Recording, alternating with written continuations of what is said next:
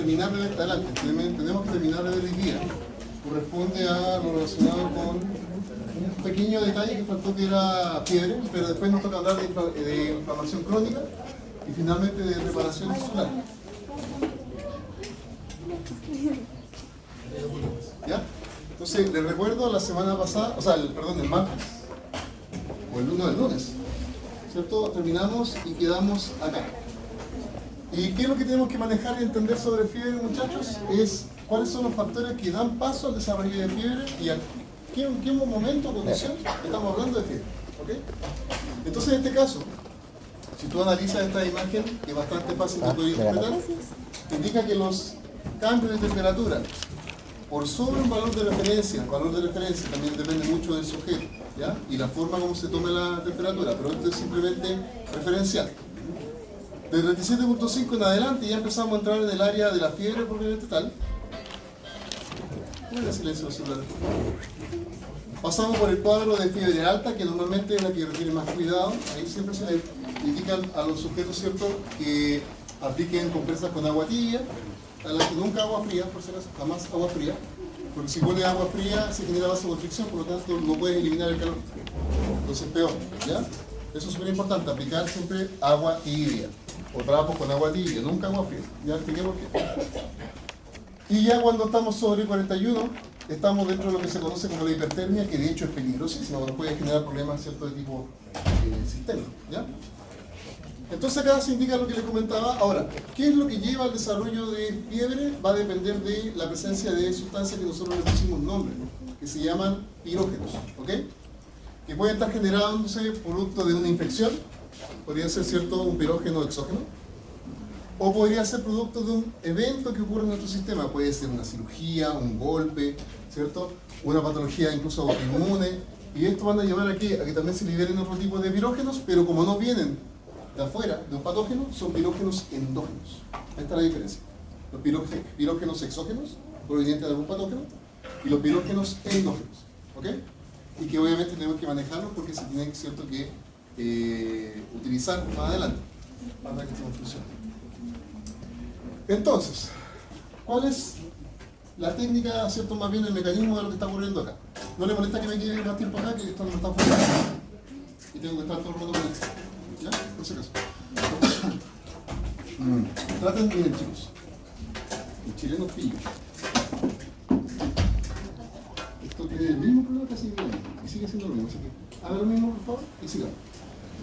Ya, entonces, como les estaba comentando, para que se genere fiebre necesito que existan los pirógenos, como mencioné anteriormente. Pueden ser endógenos o exógenos. En este caso podríamos utilizar, ¿cierto?, como efecto, como ejemplo, por ejemplo, una infección, la presencia, ¿cierto?, de alguna lesión, todo lo que lleva a que desarrollemos un cuadro de inflamación. Ese es como un punto clave. Porque cuando yo libero sustancias proinflamatorias, lo que voy a estar induciendo es que se empiecen a producir estas sustancias que son pirógenas, ¿cierto?, tomando en cuenta que podrían haber algunos pirógenos que son exógenos, como ya lo mencioné, y esto va a inducir la producción particularmente de un tipo de sustancia que es la prostaglandina, E2.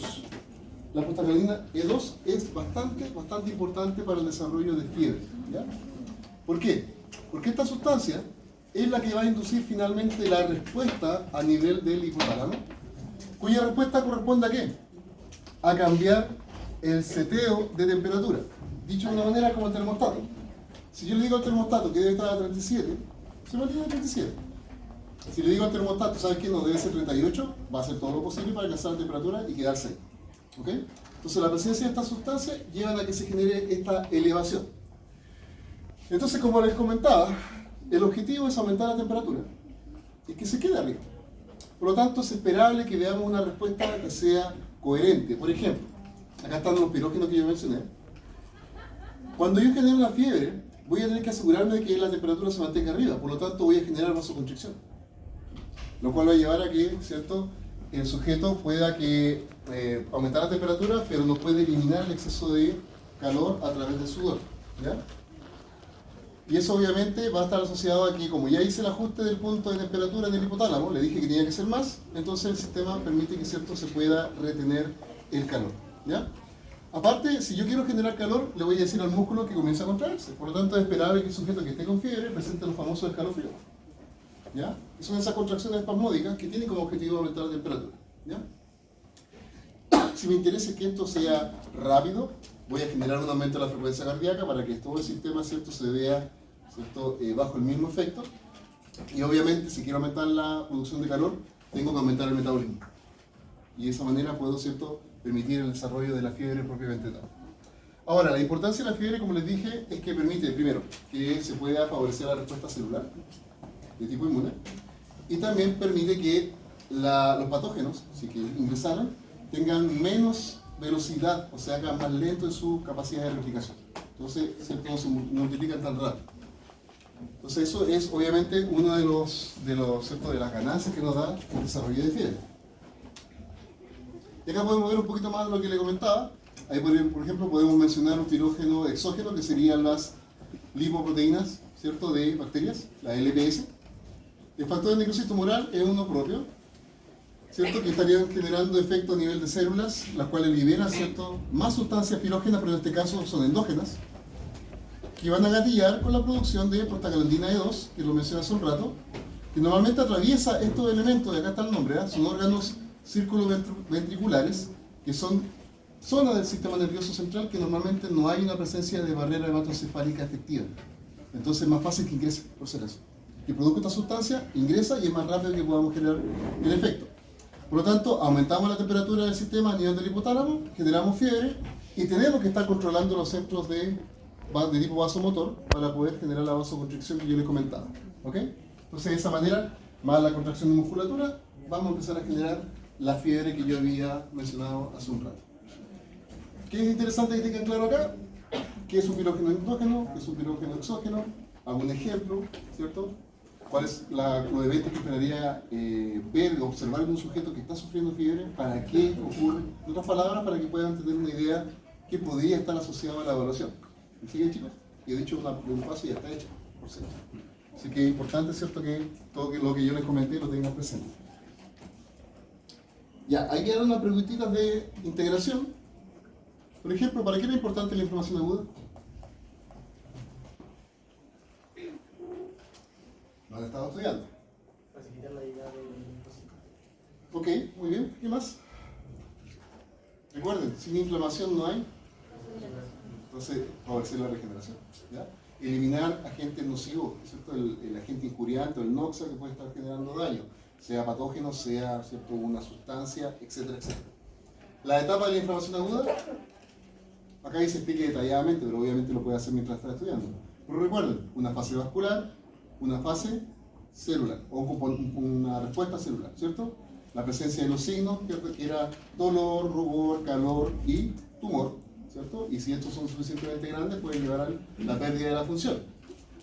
¿Cuál es la importancia de los mediadores proinflamatorios? Ya lo explicamos, ¿cierto? Favorecer, entre unas cosas, ¿cierto?, el desarrollo de fiebre, si puede ser necesario como respuesta sistémica, pero principalmente estimular al endotelio para que responda, llamar por quimiotaxis a los leucocitos, ¿cierto?, activarlos para que ocurra la fagocitosis y obviamente también producir la respuesta que nos permita eliminar el patógeno, que normalmente le pusimos como nombre a el desarrollo del estallido respiratorio, ¿ya? O el desarrollo de apoptosis, si hablamos de una célula que esté infectada con algún virus. ¿Para qué sirve la fiebre? Yo creo que no es necesario porque lo dijimos recién. ¿Qué es un pirógeno? También lo dijimos. ¿Y cuál es la importancia de la inflamación aguda? ¿Cierto? O sea, ¿cuál es la importancia de que la inflamación aguda sea un proceso regulado y resolutivo? Es que si yo no lo puedo detener, voy a entrar en un sector que es más patológico, ¿ok? Que obviamente puede generar mucho daño. Ahora, eso no quiere decir que no se pueda resolver siempre, porque si yo no lo resuelvo voy a tener que caer en la inflamación crónica, que es lo que tiene que, ¿cierto?, mencionarse a continuación. Entonces, tengo abierta la otra diapositiva. No, yo le subí la clase por si acaso, chicos, ¿eh? Y entonces ahora podemos hablar sobre inflamación crónica. Ya, cositas importantes que hay que manejar. Recuerden, la inflamación crónica ocurre mucho después. Estamos hablando de ciertos días, ¿cierto? Puede ser inclusive durar años, si hablamos de una patología que esté, ¿cierto?, de este espectro. Y normalmente vamos a ver, es como común encontrar focos de inflamación con destrucción de tejido y focos de regeneración. casi al mismo tiempo en sectores, ¿cierto? Obviamente no juntos uno al lado del otro, pero están dentro del mismo tejido. Y siempre vamos a encontrar un tipo de célula bien específico. En la inflamación aguda, ¿cuál era la célula más común? El neutrófilo. Por lo tanto, en la inflamación crónica, la célula común es el macrófago y obviamente siempre va a tener que estar acompañado de linfocitos. Y usted dirá, profe, ¿por qué es importante que hablemos de macrófagos y linfocitos? Sencillo. Los macrófagos y los linfocitos se están mutuamente activando. ¿Ok? Por lo tanto, es un ciclo vicioso. Se van activando y necesito que estén ambos presentes. ¿Ok? Entonces vamos a ver ciertos linfocitos y obviamente, como ya es un proceso crónico, ya estamos frente a una condición de inmunidad adaptativa. Vamos a ver células plasmáticas, ¿cierto? Favoreciendo y aportando con su función. ¿Qué función tienen las células plasmáticas?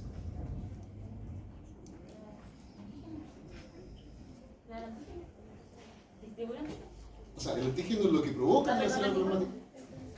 Eso, ahí sí, ¿cierto? Estimula la producción, o sea, son encargadas de producir anticuerpos. ¿Ya? Muy bien. Entonces, como les dije, vamos a encontrar cuadros de destrucción, ¿cierto? Normalmente el proceso inflamatorio es el encargado de eso.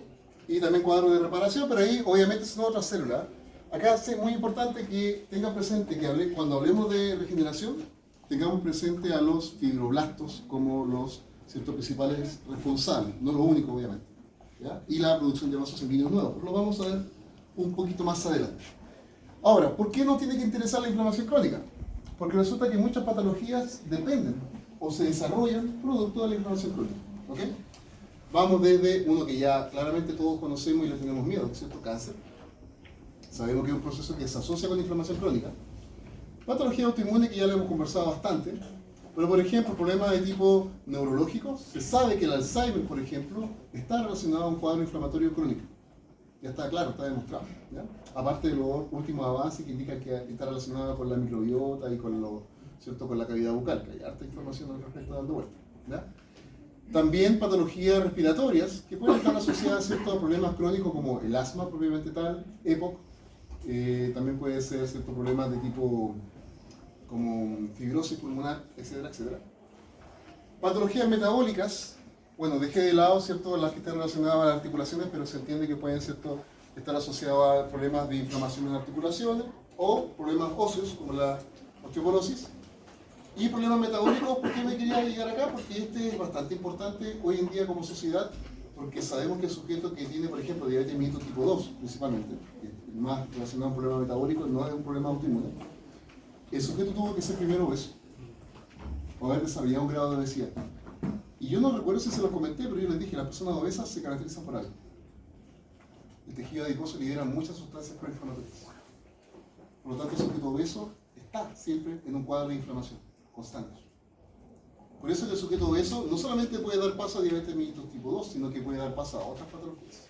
Hay que hacerlo así, ¿ya? Yo tenía un profe al lado que decía, el paciente obeso es un paciente inflamado. Y está en total, ¿cierto?, totalmente en lo correcto.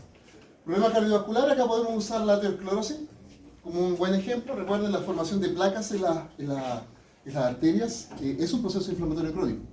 ¿Ok? Entonces, es un buen ejemplo. Y bueno, la patología autoinmune que ya lo hemos mencionado un montón, así que no es necesario repetirlo. Entonces, ¿dónde estamos nosotros en el panorama? Primero hablamos de la inflamación aguda, ¿cierto? Les expliqué en su momento que podríamos complicar un poco la cosa y pasar con un cierto absceso y finalmente terminar con una fibrosis. O podríamos tener una resolución, volvemos a lo que era lo más cercano posible. Nunca va a quedar igual que el tejido original, eso está claro, pero ojalá lo más cercano. Pero si no puedo eliminar el agente injuriante, voy a terminar generando la inflamación crónica, que es la que va a persistir durante harto tiempo, dependiendo, ¿cierto?, cuál sea el gatillante. ¿Qué ejemplo de inflamación crónica mencionamos acá en clase? Donde yo les preguntaba a ustedes. Recuerden, los piercings. No se olviden, los piercings, ¿cierto?, es un buen ejemplo de inflamación crónica. Ya, entonces, ¿qué está ocurriendo acá? Como les decía, en la inflamación crónica, las células particularmente importantes son los linfocitos y los macrófagos. ¿Ok? Y lo interesante es que ellos están recurrentemente favoreciendo y estimulando la condición inflamatoria. Entonces, ustedes esta imagen, simplemente imagínensela como un ciclo vicioso. Partamos por los linfocitos. Miren, un linfocito activo va a liberar sustancias que favorecen, ¿cierto?, la inflamación y va a reclutar a otras células. Pero además va a liberar interferón gamma, que va a activar a otros macrófagos, que se van a activar por una vía que se llama vía clásica, les voy a explicar un poquito más adelante a qué se refiere, pero pónganlo en su apunte. Activación de macrófagos por vía clásica quiere decir que generamos inflamación, ese es como su objetivo, ¿ya? Inflamación, destrucción de tejidos, destrucción de patógenos, es como la vía de guerra, por así decirlo, la vía clásica de activación de macrófagos. Entonces, ¿qué ocurre? Repito, el linfocito activa los macrófagos, los activa por la vía clásica, de hecho se llama M1, por si acaso, vía clásica, M1. Y el macrófago que se activa por esa vía tiene como función favorecer la inflamación, estimular también, ¿cierto?, si es muy intenso, daño al tejido circundante y además destruir el patógeno. Eso es lo que ¿ok? Cuando se activa el macrófago en este caso. Entonces el macrófago activado, por su parte, también va a liberar mediadores que van a reclutar a más leucocitos y van a activar a más leucocitos. Entonces, si se dan cuenta, todo está favoreciendo que se genere la inflamación. El macrófago activo libera otras citocinas que se encargan de activar otros linfocitos. Estos linfocitos se desactivan y comenzamos otra vez con el ciclo. Se va repitiendo todo de manera, ¿cierto?, constante. Lo cual nos permite entender, mientras no desaparezca el agente injuriante, esto se mantiene, se mantiene y se mantiene y puedo estar años con una inflamación crónica. ¿Se entiende, chicos? ¿Ya? Entonces, muy importante que tengan presente, ¿cierto?, este tipo de activación. Yo les dije que habían dos vías. ¿Verdad que no funciona? Estoy acostumbrado al puntero. Y acá están las dos vías que yo les mencioné. Quedémonos con la primera, miren, a la que está acá al lado. Mira, si mira la que está, el monito es más que decidor. Vía M1, destrucción, inflamación. Queremos, ¿cierto?, destruir el patógeno. Vía M2, que es la otra que se llama vía alternativa. Esta es la vía clásica, esta es la vía alternativa. ¿Qué objetivo tiene la activación de un macrófago por la vía alternativa? Parar la inflamación, ¿cierto?, echarle agüita, por así decir, y estimular la regeneración. Esa palabra es fundamental. ¿Ya? La activación de macrófagos por vía M2 tiene como objetivo favorecer la, ¿cierto?, regeneración. Entonces acá yo no libero citoquinas proinflamatorias. De hecho, libero sustancias que van a frenar la inflamación, pero libero factores de crecimiento. Acá viene el punto clave. Ahí está bien, un factor de crecimiento. ¿Ok? GD siempre significa growth factor, o sea, factor de crecimiento. ¿En qué consiste esta vía? Como les dije, la vía clásica es la M1, la vía alternativa es la M2. Ténganse presente, no vaya a ser que los pille, ¿cierto?, con ese simple detalle. ¿Qué es lo que ocurre acá? La vía clásica, como les dije, ¿cierto?, una vez que se activa el macrófago, o en realidad se activa el monocito, que se transforma en macrófago, va a comenzar a liberar sustancias, ¿cierto?, entre mediadores inflamatorios, sustancias con una actividad, ¿cierto?, destructora de patógenos, con el objetivo de eliminar, ¿cierto?, y destruir. Vamos a favorecer, por ejemplo, la acción microbicida, eliminamos, ¿cierto?, el patógeno que yo fagocité, la fagocitosis propiamente tal también se estimula, y la destrucción de lo que se esté fagocitando. ¿Okay? Acá el estallido respiratorio es claramente un punto importante. Y junto con todo eso, liberamos sustancias que le van a decir al sistema, por favor, tengamos inflamación. ¿Okay? Por lo tanto, esto sería lo clásico que diríamos cuando estamos asociando a lo que yo dije al comienzo. Veo un tejido con inflamación crónica, veo focos de regeneración y focos de destrucción. Esto sería, ¿cierto?, lo que está generando esos focos de destrucción, por la inflamación constante. En cambio, la vía alterna, ¿cierto?, alternativa, la M2, que depende de otro tipo de mediadores, activa macrófagos, pero esto ya no libera sustancias proinflamatorias. De hecho, libera sustancias que tratan de frenar el proceso inflamatorio, pero además libera sustancias que estimulan, ahí están los factores de crecimiento, ¿cierto?, factores de crecimiento transformantes se llama eso, que estimula el proceso de reparación. Y si fuese el caso necesario, ¿cierto?, inducir la fibrosis, si es que el daño es demasiado extenso. ¿Qué es lo que era la fibrosis, chicos? El tejido quedaba sin sensibilidad. O sea, si usábamos como ejemplo la piel, ¿cierto? Pero lo podemos aplicar para cualquier otro tejido. ¿Qué es lo que está ocurriendo? ¿El tejido quedó como normalmente está después de que terminamos con la inflamación? No, ¿cierto? ¿Quedó? Un tejido que no tiene funcionalidad, pero sí es muy resistente, que se caracteriza por contener ¿qué cosa? Harto colágeno, ¿cierto? Harto colágeno. De hecho, si yo aplicara una tinción para colágeno, vería todo marcado, ¿cierto? Producto de la acumulación de colágeno. Entonces, ya sabemos, ¿cierto?, cómo podríamos estar favoreciendo y explicando un poquito las características de, ¿cierto?, de la inflamación crónica. Solamente recordarles Acá está lo que sería la inflamación aguda. Recordarles que el hecho que yo lleve a un desarrollo de inflamación crónica es porque cuando se inicia el proceso de, ¿cierto? Por ejemplo, de infección, que dio paso a una inflamación aguda y no fuimos capaces de resolverlo, ¿cierto? Entonces vamos a tener constantemente esta presencia dando vuelta, entonces eso va a llevar a que generemos el cuadro de inflamación crónica, que si no se resuelve de un momento a otro y se empieza a extender mucho más en el tiempo, digamos años, eso quiere decir que ya estamos en una patología asociada a inflamación crónica. ¿Ok? Porque lo podría pensar de una manera sencilla.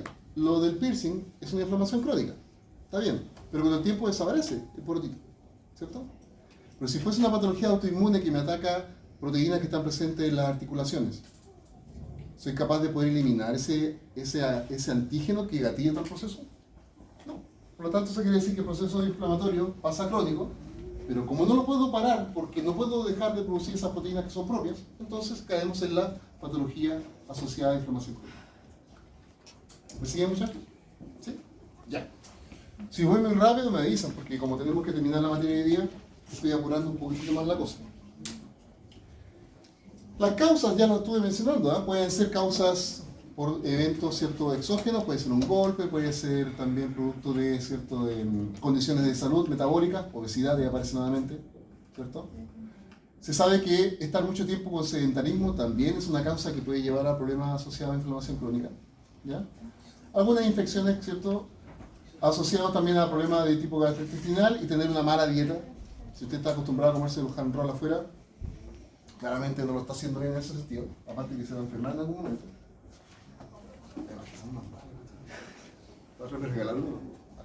¿Ya? Y ojo, uy, a todos nos pega fuerte esto, malos hábitos de sueño. Yo dormí toda la vida, ¿ya? Los malos hábitos de sueño, y eso que está curando los cabros, cuando eran guapos era todo. Los malos hábitos de sueño también se sabe que pueden llevar a, ¿cierto?, a actuar como un factor que causa inflamación. Entonces hay que tener cuidado con eso. Obviamente la inflamación crónica va a llevar a consecuencias. Y como les dije, las consecuencias, si van a llevar a un punto de vista patológico, pueden ir desde que tú tengas, por ejemplo, cuadros de daño neurodegenerativo. Ya lo expliqué, por el Alzheimer, ¿cierto? Es un buen ejemplo. Problema a nivel de musculatura, ¿cierto?, y articulaciones. Se genera un envejecimiento. Porque esta palabra es del inglés, no existe en castellano, se le llama senescencia, pero la verdad es que se llama senestud, que es envejecimiento. Senestud. ¿El profe me enseñó una palabra nueva? Sí, anótelo. Senestud, por si acaso, envejecimiento. ¿Ya? Yo hago eso en mi casa. Una palabra y después la usamos todo el día, para que se la aprenda. ¿Qué es lo que pasa con la senestud? Es que como tengo un cuadro inflamatorio crónico, tu sistema inmune se empieza a envejecer. Se hace menos efectivo. ¿Ok? Entonces se genera, ¿cierto?, esta senestud inmune. Vamos a generar problemas de tipo cardiovascular, que ya lo expliqué, y acá hay uno que yo sé que es muy importante a nivel de sociedad. Sabemos que también está relacionado con los cuadros depresivos. O sea, miren, ¿ah?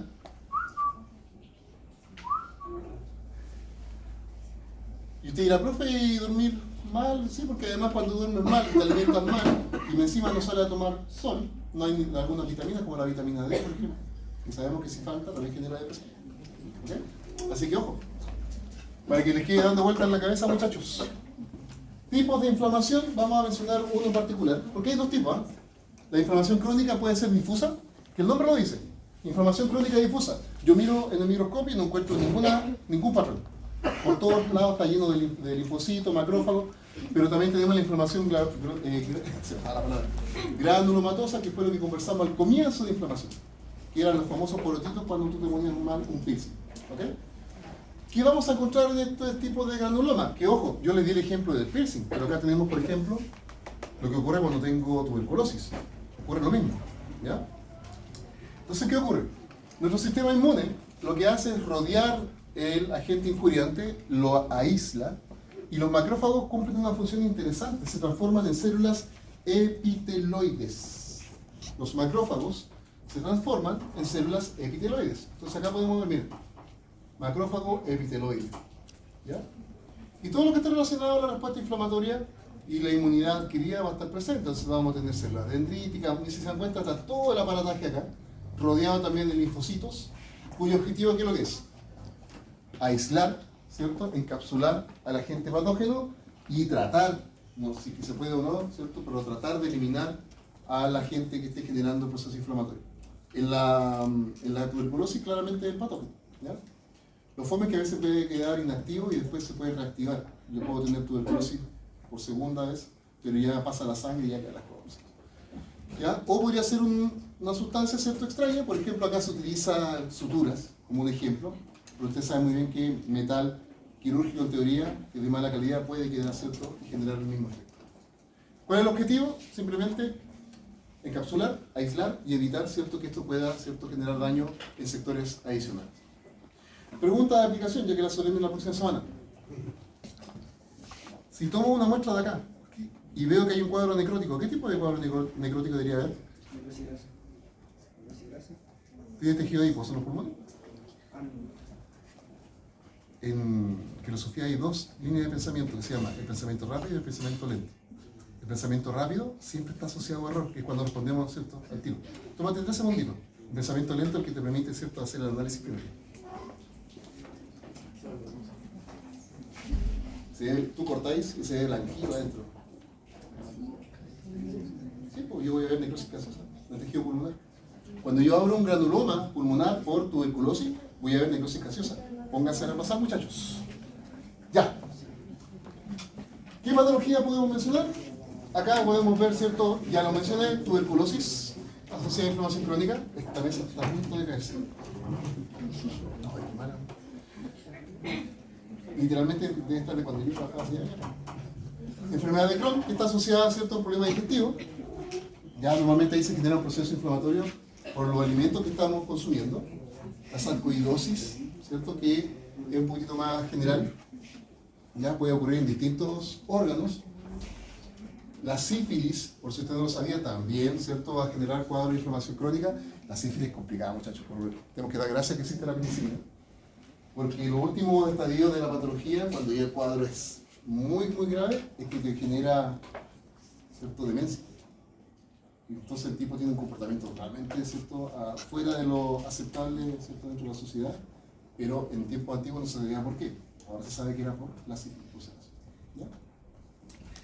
Y la última, que sería la lepra. Una patología, ¿cierto?, dada por infecciones. Acá en Chile no hay tanto. De hecho, cuando estaba chiquitita mi abuelita, me acuerdo que ella me contaba que había gente con lepra. Mi abuelita tiene 102 años, así que hace harto tiempo atrás. Y muchos de ellos se destinaban a otros sectores, por ejemplo, islas como la isla de Pascua. ¿Ya? Y son cuadros inflamatorios crónicos y no se puede revertir, la verdad. Y son muy, muy complejos y bastante infecciosos. O se puede generar, ¿cierto?, una buena transmisión del patógeno entre personas. ¿Cuándo podríamos tener acceso a lepra acá, en Chile? Con los quirquinchos. Pero ¿quién va a estar viendo buscando quirquinchos? ¿Ya? Se lo menciono por si acaso. Ya, y tiene que tener heridas abiertas que permitan el ingreso de patógeno, por si acaso. Ya, para que no vayan a quirquinchos. Entonces, les dejo acá una tablita de comparación de todo lo que hemos estado conversando, de inflamación aguda y de crónica. Me interesa, estoy buscando el quirquincho. Me interesa que ustedes le den una vueltita. Ojo, cuando usted está estudiando como estrategia sería lo siguiente. Si yo fuese estudiante haría lo siguiente. Me iría por cada uno de los pasos y si alguno de ellos no lo entiendo, no lo recuerdo, me devuelvo a repasar y después voy de nuevo a la tabla. ¿Ok? Porque tengo que manejarlo. O sea, si se dan cuenta son cosas puntuales, mejor dicho. Pero tengo que entender por qué están ocurriendo. ¿Ya?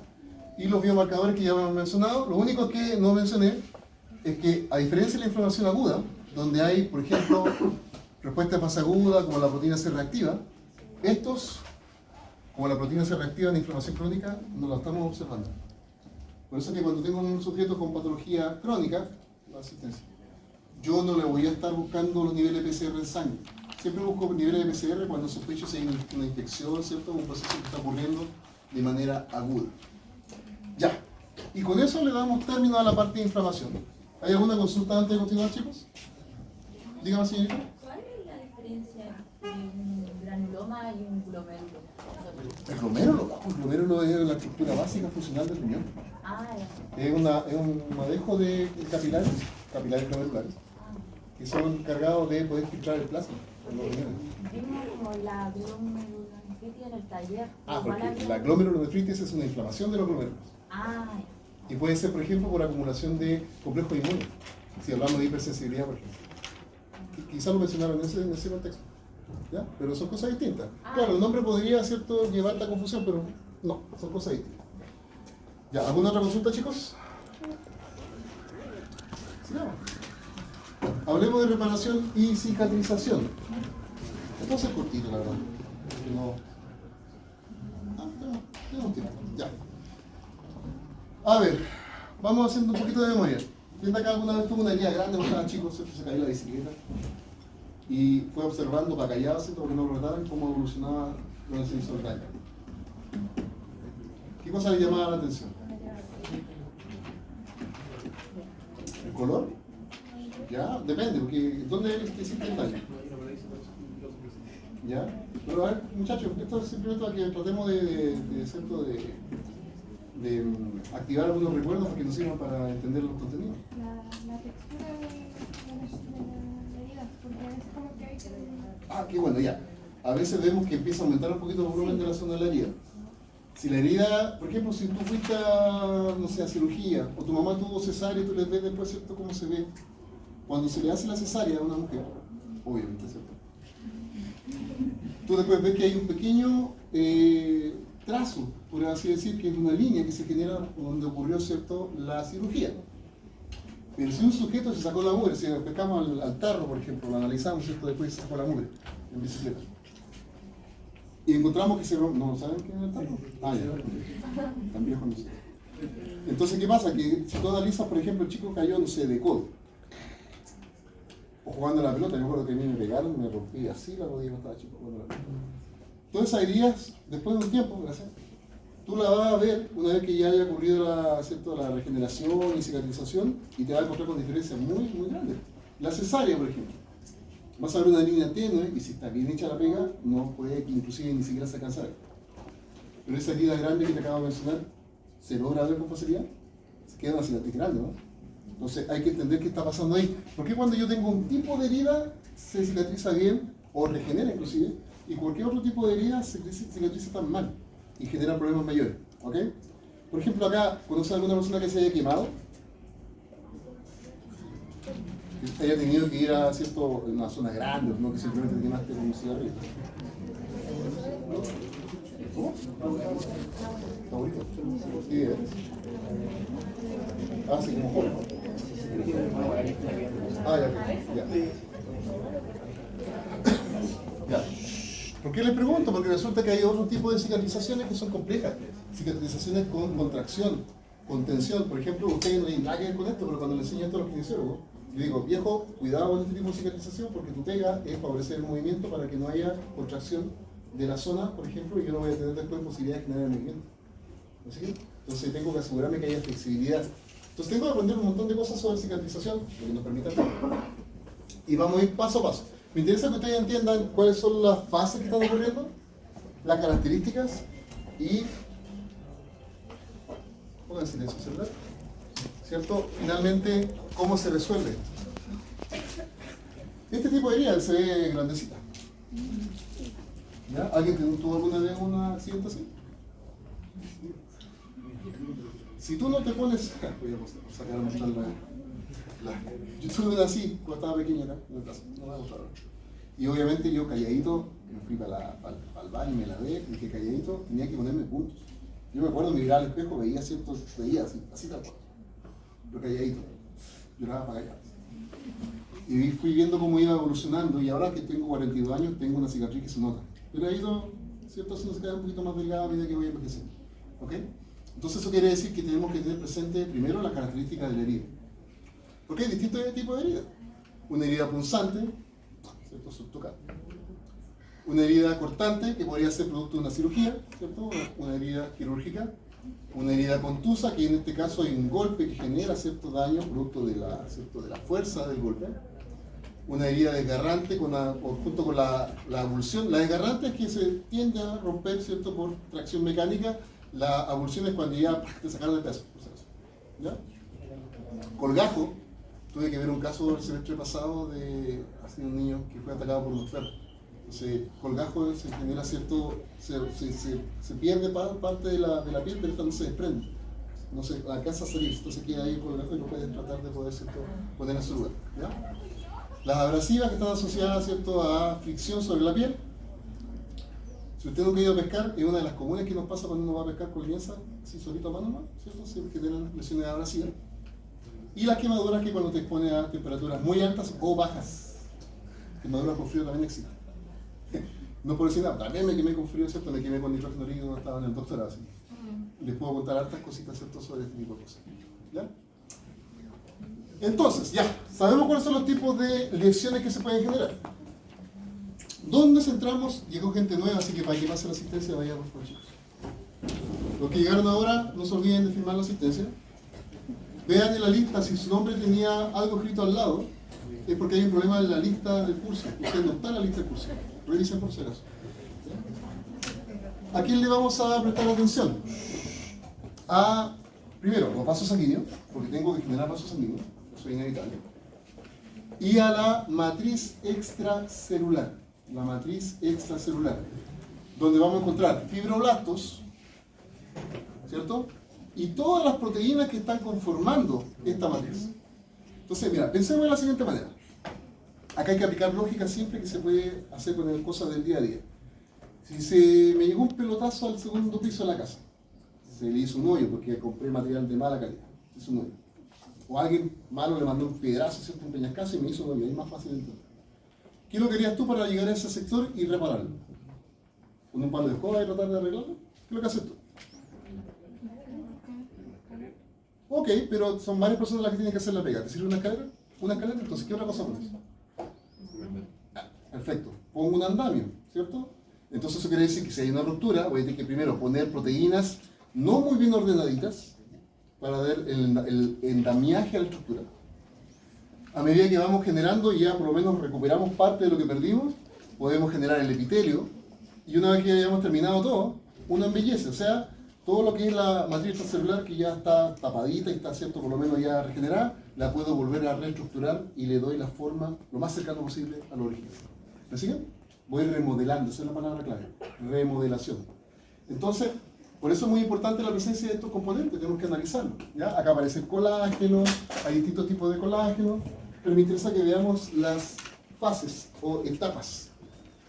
Y acá aparece la primera, que usted, este curso de fisiopato, o sea, sí, fisiopato, la tuvieron fisiología.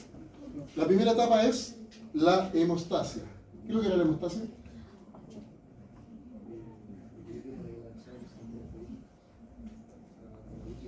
Ok, pero en este caso hay una ruptura del tejido. ¿Qué busca la hemostasia? Eso, generar el coágulo estable para evitar más pérdida de agua, o sea, de sangre en este caso, ¿cierto? Entonces el primer evento que ocurre justo después de la lesión es la hemostasia. Ahí las plaquetas, ¿cierto? Todo lo que sea la formación del tapón propietario, hemostasia primaria, todo lo que sea la generación de la hemostasia secundaria, la cascada de coagulación, va a tener como objetivo que la pérdida de sangre cese. ¿Ya? Y además que hay una vasoconstricción refleja al comienzo. Ocurre eso, y el proceso inflamatorio ya va a empezar a ocurrir a medida que ya esté terminando la hemostasia, que la hemostasia es inmediata, a no ser que haya patología, y ya de 4 a 6 días ya tenemos un proceso de inflamación presente.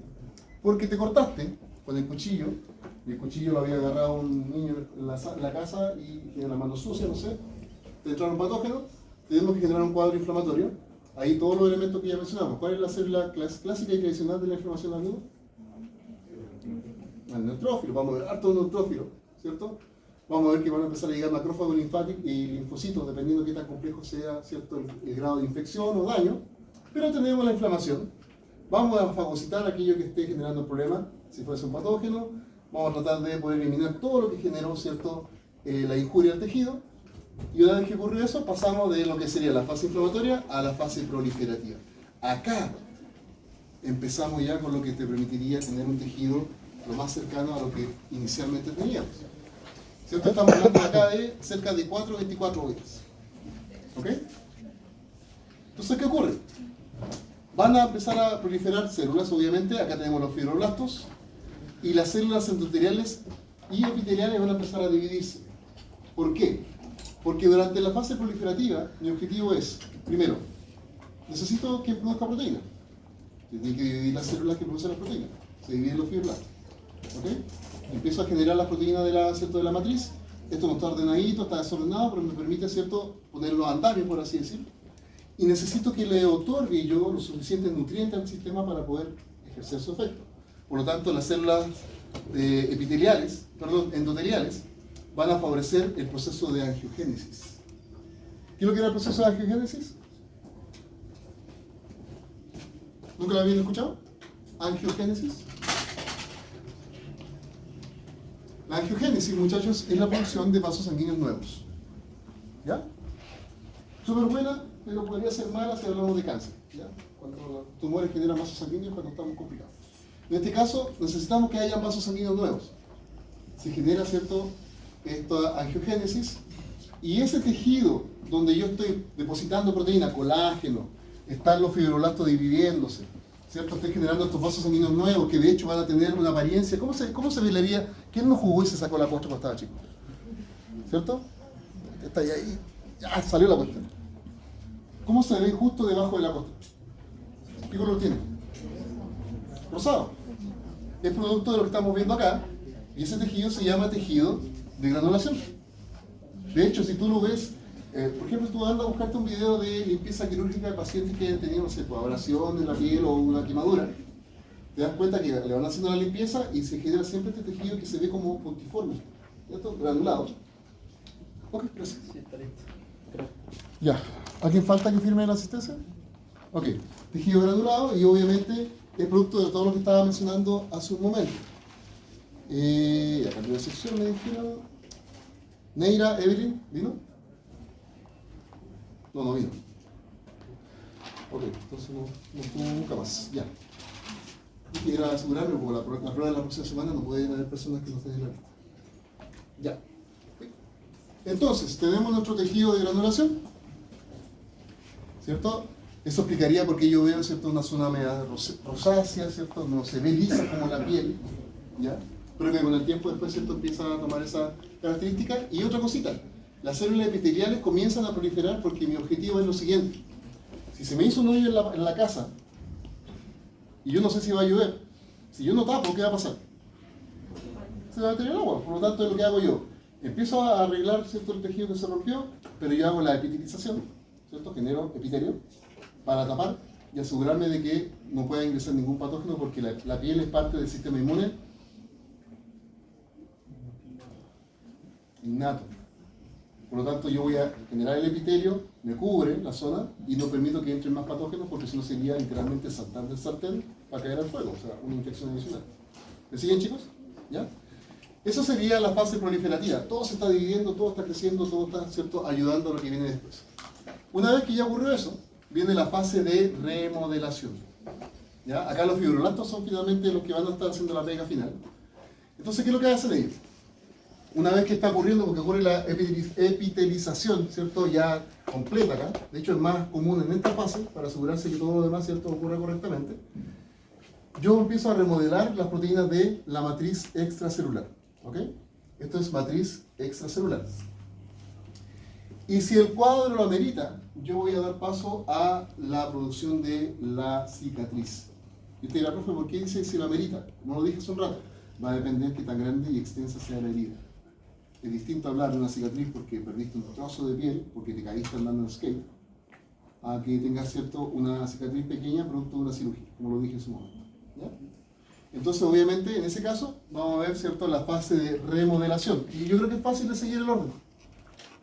¿Ya? Entonces, recuerden, fase de hemostasia, queremos, ¿cierto?, evitar el sangrado. La fase inflamatoria, para poder eliminar todo lo que sean restos celulares, patógenos, ¿cierto?, dejar todo listo para poder empezar a construir, por así decir. Fase proliferativa, ahí los fibroblastos empiezan a dividirse, comenzamos a producir proteínas de la matriz, ¿cierto? Las células productoras de las células de los vasos sanguíneos, acá está escrito. Las células endoteliales, disculpen, van a favorecer, ¿cierto?, la angiogénesis, y las células de epitelio empiezan a, ¿cierto?, proliferar para poder dar paso en la fase de remodelación a lo que sería terminar la epitelización, o sea, terminar de generar el epitelio, remodelar la matriz para que se parezca lo más posible a lo que era originalmente, o si no, generar un tejido resistente y de esa manera madurar la cicatriz. Y si se dan cuenta, no es tan complejo, son, ¿cierto?, 4 fases que se pueden reconocer fácilmente. Me pregunto si alguno de ustedes tiene alguna consulta con lo que estoy mencionando acá.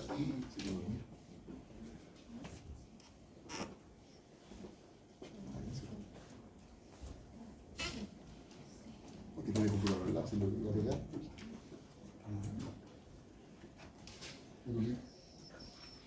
Cierra el computador, no dice que cabezazo le mandé abajo y se lo...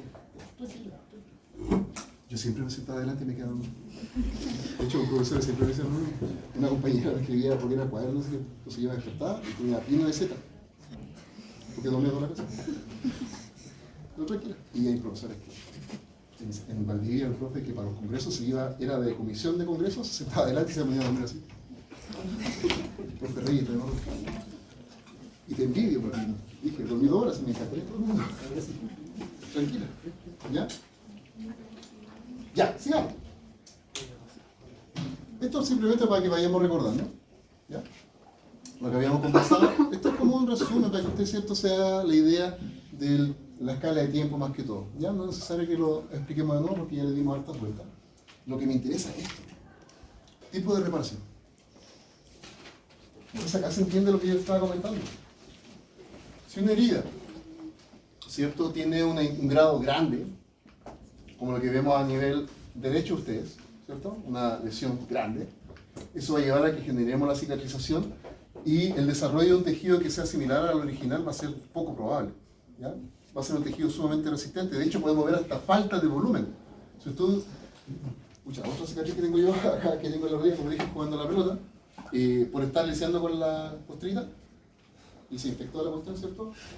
Terminé con sectores que tienen menos volumen. ¿Por qué? Porque se puede generar cierto producto de una herida muy grande, ¿ya? Ahora, si la herida es relativamente leve, ¿cierto?, yo podría generar una regeneración más rápida y de hecho podría ser prácticamente igual a lo que había antes. Es como cuando tú vas caminando y te raspaste con un poquito, no sé, con el concreto de una pared.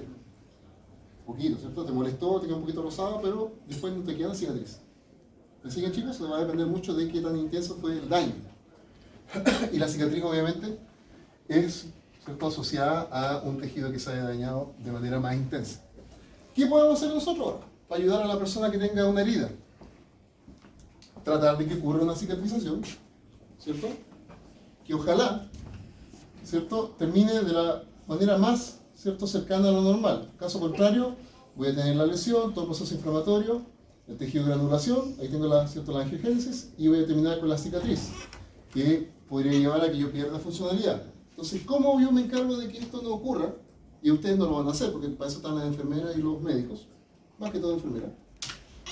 Es, ¿cierto?, generar una regeneración o permitir una regeneración en primera intención, así se llama. Generación en primera intención. ¿Ya?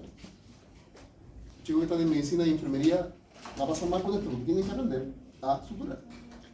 ¿Ok? ¿Alguien de acá alguna vez tuvo que coser a máquina en su vida? ¿Y si empezaste mal y lo pusiste descuadrado? A eso me refiero. Cuando tú tienes que hacer una sutura, tienes que asegurarte primero que se cumplan varios factores. Una, que haya simetría. Si te faltó tejido, hacer cortes geométricos que te permitan generar, ¿cierto?, los colgajos para poder generar la regeneración, ¿cierto?, en primera intención.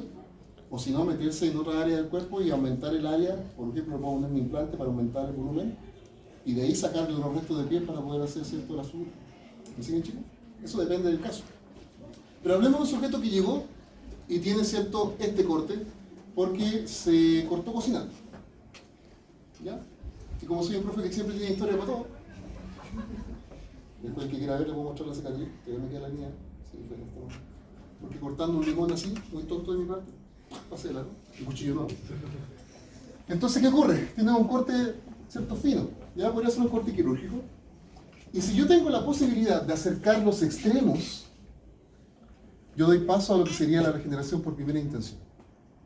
¿Ok? Eso es lo que queremos que ocurra cuando yo estoy generando, por ejemplo, los puntos. ¿Ya? La sutura. Por ejemplo, yo le hablaba de la cicatriz de la cesárea. Bueno, ahí lo que se busca es generar eso, primera intención. ¿Ya? Entonces nos permite generar un proceso de reparación mucho más eficiente. El volumen de tejido es menor, ¿cierto? El volumen de tejido que se perdió es menor. Y por lo tanto se genera un cuadro en donde es menos probable que tengamos una cicatriz muy marcada. ¿Ya? ¿Cuándo se genera el problema?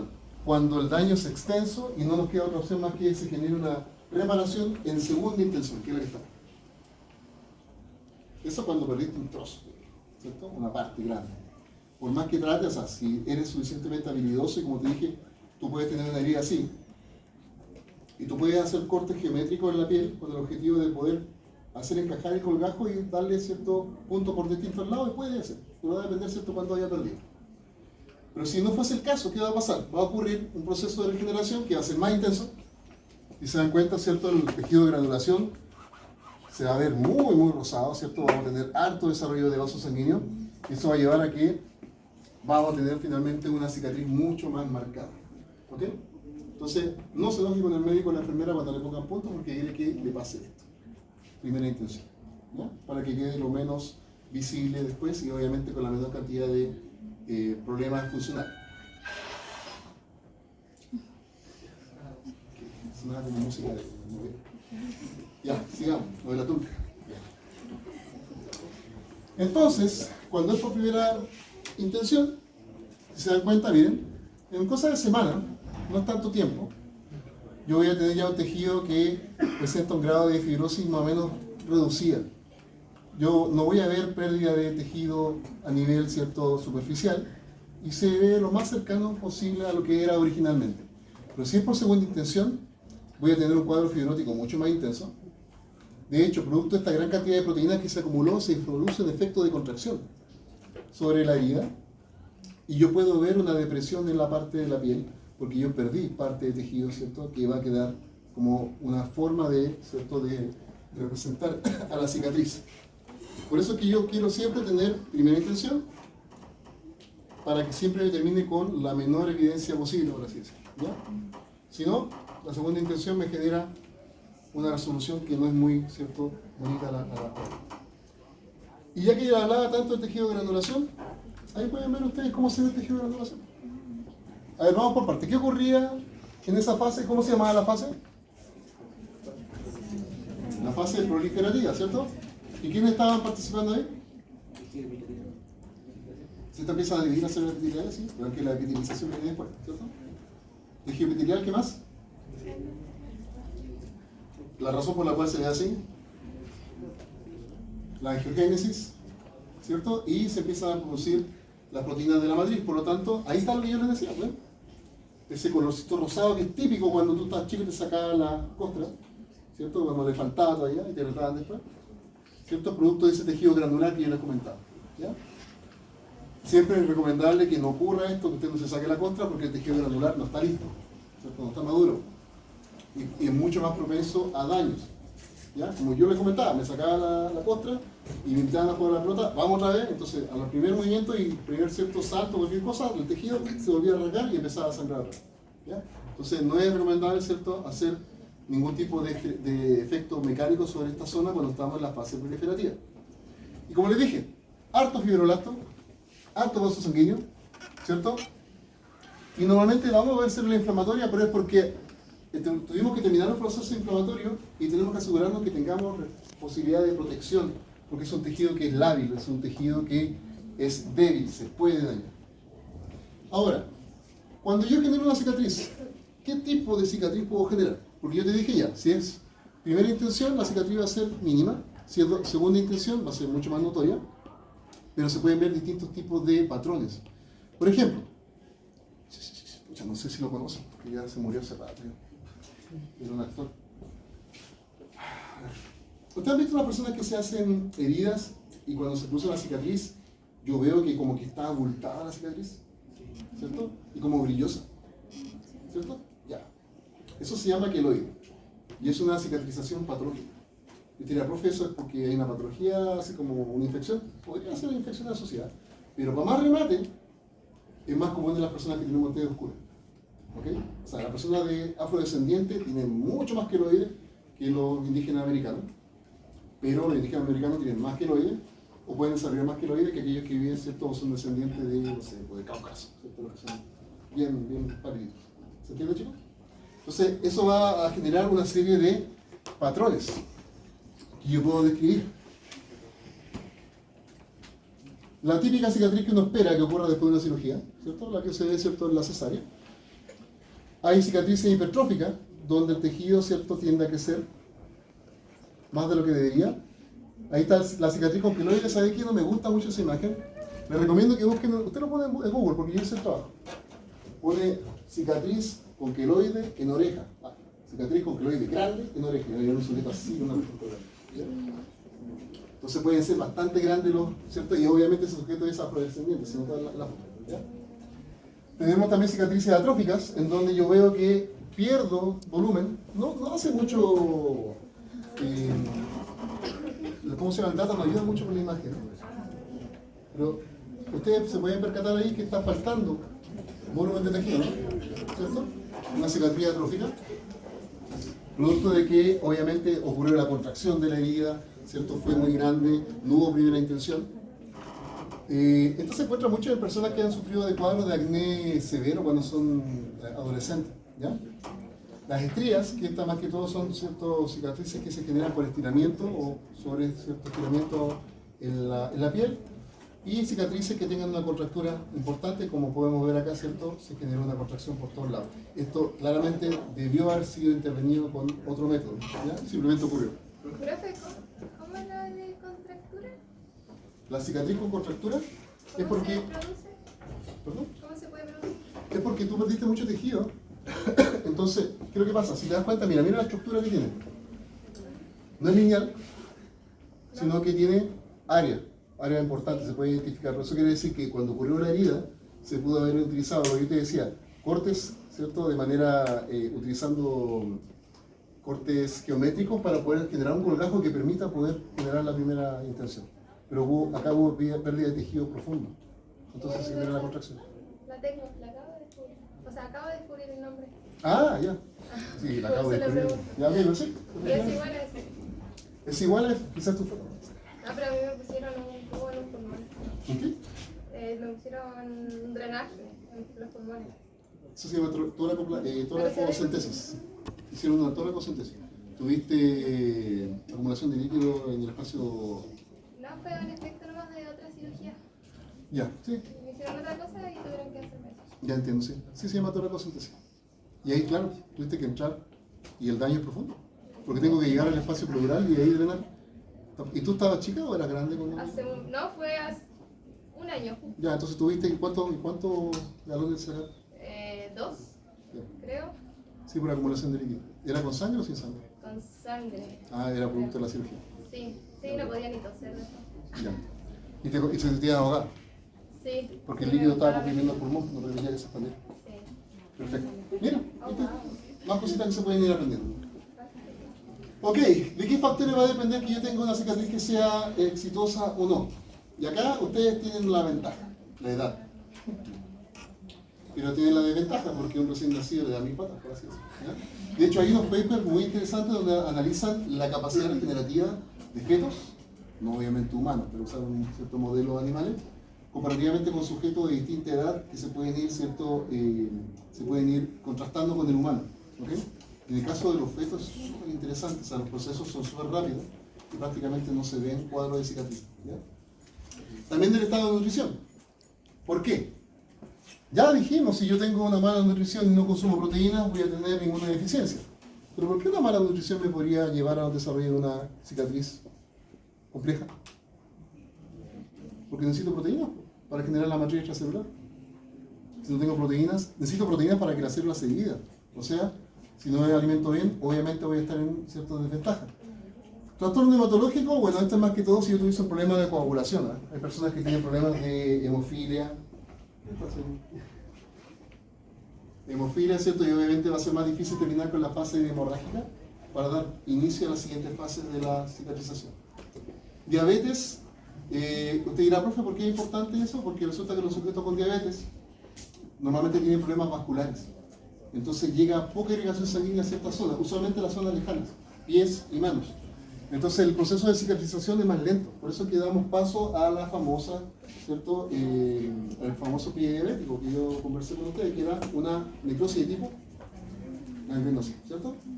Ahora, si está infectada, se va a ver húmedo, si no, va a ser necrosis, ¿cierto? Gangrenosa seca.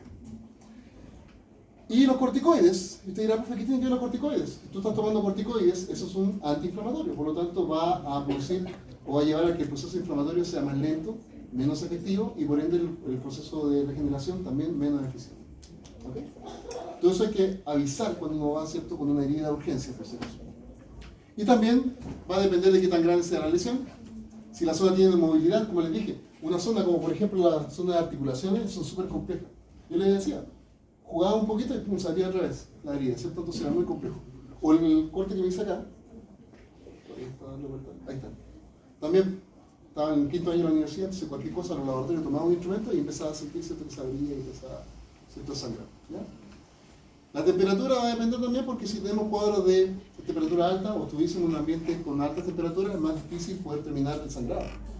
Recuerda que hay personas que cuando tienen cortes y están sumergidos en agua caliente pierden más rápido sangre que un sujeto que esté en agua fría por la vasoconstricción. ¿Ya? Infecciones que pueden retardar el proceso, pueden transformarlo en crónico y obviamente si no puedo detener la presencia o eliminar el patógeno no puedo iniciar la cicatrización, o cuerpos extraños que puedan permitir que se genere una inflamación crónica. ¿Ya? Y el riego sanguíneo que sea insuficiente, ¿cierto?, va a depender también, como por ejemplo, patologías como la diabetes. Y si se dan cuenta, estamos, creo, terminando. Lo último que queda al final es una diapositiva que está asociada a la angiogénesis, para que usted tenga una idea más clara de lo que hemos estado conversando. Se generan ciertas proyecciones, ¿cierto? Se llaman gemaciones. ¿Ya? Es como cuando hay una gemación de las plantitas, cuando está empezando la primavera, ¿lo has visto, no? Se llaman gemitas, ¿ya? A eso se referencia. Las cuales van a ir, ¿cierto?, producto de las células endoteliales que se van dividiendo, se van proyectando, se van acompañando de pericitos, que son células que también pertenecen al vaso, hasta que finalmente tengamos el vaso ya maduro, dependiendo de la necesidad que tenga el sistema. Y como les dije, el tejido de granulación tiene harto capilar, ¿ya? Y acá dice con zonas occludens, o sea, con zonas en donde la distancia o separación entre célula endotelial y otra está abierta, para que haya buena movilización de sustancia entre la sangre y el tejido. ¿Ok? A eso me refiero, con zonas occludens. ¿No? Occludens. ¿Ok? Entonces las células se van dividiendo, van generando el vaso, pero están levemente separadas para que haya buen tránsito de sustancia entre y hacia la sangre y el tejido. ¿Ya? Aparte de esto, ¿cierto?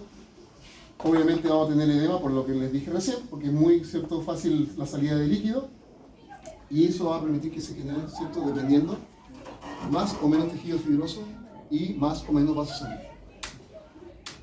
Y hay preguntitas de complemento, no sé cómo estamos en el tiempo. Ya está, muy bien. ¿No termina nada? Quedan 18 minutos. Quedan 18 minutos. Perfecto. Respondamos esto. Mientras yo marco lo que nos vinieron. Algunos vinieron a firmar y se fueron, ¿eh? Están como los que salieron en el reportaje de la municipalidad. ¿Dónde creen que empieza todo? No son jóvenes.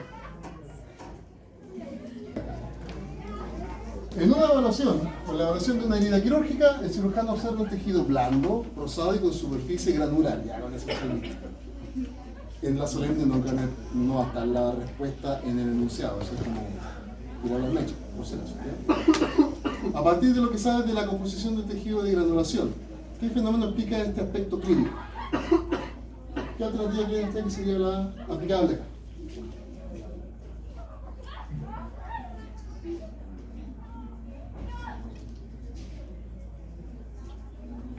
El tejido de granulación, ¿cuándo lo observo? ¿En qué fase? Primero lo marcamos por aquí. En la proliferativa, ya. Entonces anda viendo si lo que está indicado, ¿cierto?, se ajusta con la fase proliferativa. Por ejemplo, hay migración de queratinocitos que recurren rápidamente a la herida, que se conoce como epitelización. ¿Ocurre ahí? Yo tapo la fase proliferativa. La siguiente, ¿cierto?, la remodelación. ¿Hay acumulación de fibrina y resto celular inflamatorio en la superficie? No, eso ocurre antes, cuando estoy con el cuadro inflamatorio. No puedo empezar la regeneración si es que no me hice cargo del proceso inflamatorio y eliminé todo lo que está generando la inflamación. ¿Ya? La contracción de la herida por acción de miofibroblastos, ¿cierto? Y adhesión de colágeno. Ocurre el cuadro de contracción cuando tenemos tejido de granulación. No, eso viene en la remodelación después, ¿cierto? Y ya, por descarte, la abundante formación de capilares, sí, tenemos angiogénesis. ¿Y proliferación de fibroblastos en la zona? Sí. Ah. ¿Se entiende? No se olviden, por lo que les dije el primer día de clase cuando hicimos o la primera semana, cuando hicimos el diagnóstico. Usted tiene que ver la palabra, el enunciado, sacarle el jugo al enunciado y después ver las alternativas y cae solita, la correcta. ¿Ya? No se olviden, la prueba tiene preguntas de ese estilo. ¿Ok? No simplemente una sola línea, ¿cierto? ¿Qué es un linfocito? No. Ya, siguiente pregunta. Ojo, te piden el orden, ¿no? No que elijas una alternativa. ¿Ya? Una herida que cicatriza por primera intención, ¿qué quiere decir que sea por primera intención? Que los extremos de la herida están muy cercanos entre sí, ¿cierto? Por la razón que sea. Se observan distintos cambios histológicos desde los primeros días hasta la fase final de reparación. ¿En qué orden ocurren los siguientes eventos de acuerdo a lo descrito en clase? Ya, ¿qué vendría primero? Acá les doy tiempo para que ustedes le den una vueltita. Porque obviamente tiene un poquito más de trabajo cognitivo.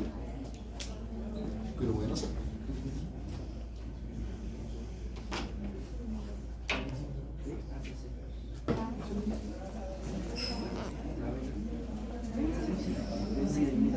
Mira, pero siempre te voy a ir a la última. ¿Cuál sería el último paso que deberíamos observar? La D, ¿cierto? Porque estamos hablando de remodelación, que de hecho es la última fase, y contracción, ¿cierto? O maduración de la cicatriz. Ya, estamos listos con la última. ¿Qué deberíamos ver primero? ¿La B o la B? ¿De B? A ver, dice angiogénesis por gemación de vasos persistentes, preexistentes. ¿Y cuál vendría después? Yo no puedo tener abundantes capilares si que no tuve primero gemación. ¿Cierto? Bien. Ocurrió la granulación, que es la fase, ¿cierto?, proliferativa, y después viene la fase, ¿cierto?, de remodelación. Pero nos está quedando esto acá. ¿Qué hacemos con esto? ¿Este tiene que estar justito antes que este o después de este? Antes, porque sería, ¿cierto?, lo que me permite decir que estoy ya dando término a la fase proliferativa. Todo lo que sobre lo descarto. O sea, si tengo mucho vaso sanguíneo, lo tengo que eliminar. Ustedes ya saben cómo. Y si yo tengo que ahora remodelar, por ejemplo, yo hice, ojo, recuerden, en la fase proliferativa genera el andamiaje, después tengo que reorganizar y tengo que agregar más proteína para darle estructura. Entonces ahí aparece, ¿cierto?, el aumento del colágeno. ¿Y cuándo vamos a tener mucho más colágeno? Cuando la cicatriz es pequeña o grande. Grande, muy grande. Por ejemplo, un queloide, que yo lo había comentado. ¿Buscaron la imagen del queloide que les dije, no? ¿Ven que era, ¿cierto? Entonces, ojo, si usted tiene que hacerse una cirugía por láser para corregir el problema de la vista, ojo con esto, escuchen. No vea con cara rara a la persona si le dicen que tiene cicatrices, muéstrame si tiene alguna cicatriz grande. Porque tenemos que saber si tú tienes buena capacidad de cicatrización. Si es mala, está lleno de queloides, no se recomienda hacer cirugía láser en los ojos. Por si acaso, ¿ya? No es que el tipo simplemente quiera ver, sino que tiene que saber. Como reloj. Ya, muchachos, ¿cómo estamos para la solemne? ¿Cuándo es la solemne? El miércoles. ¿Sí? El miércoles. Y el lunes tenemos... Ya, el lunes. Ya, escuchen por favor. El lunes los quiero bien puntuales, porque vamos a hacer una pequeña evaluación para que usted pueda, ¿cierto?, ponerse a tono. ¿Estamos? No la hice yo, fue entregada por el departamento, así que obviamente se puede ir preguntando si algo no se entiende, pero la cosa es que sean puntuales, porque tengo que tener la sala ordenada. Me sirve ahí para ver cómo podemos manejar el grupo. Va a ser en la otra sala, que es más grande creo que esta, así que vamos a tener más espacio. Sí, es más grande que esta. Esta sala es chica, así que cuando tengamos la solemne, todas sus cosas bien guardaditas para no estar yo nervioso de que estén mirando para el lado, ¿ya? Ya, muchachos, que les vaya muy bien. Nos vemos.